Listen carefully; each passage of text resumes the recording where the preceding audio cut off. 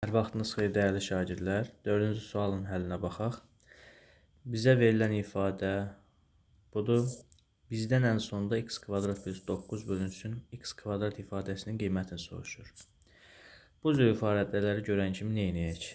Hər tərəf x-a böl.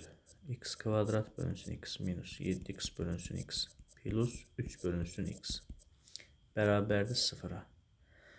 Normalda x-ların yerinə burada 0 yazsaq, 0-ın kvadratı çıx 0, üstəgəl 3 bərabərdir 0. Bunlar getdi, düzdür?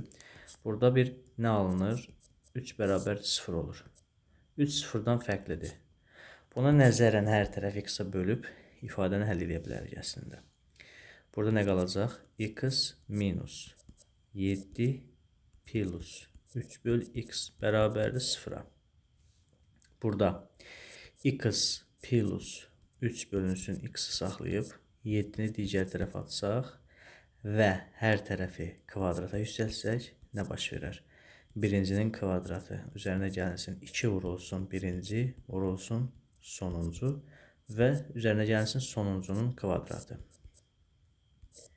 Müxtəsər vurma üstündən. Bu da bizə verəcək 49 sonuncuda. Burada nə alırıq? X kvadrat üzərinə gəlinsin 2 vurulsun x vurulsun. Bu x-lar gedir. Ən son nə qalır? 6. Üzərinə gəlinsin 3-ün kvadratı, yəni bu olacaq 9, aşağı olacaq x kvadrat, bərabərdir 49-a. Buradan x kvadrat plus 9 bölünsün x kvadrat bərabər olacaq nəyə? 49 çıx 6.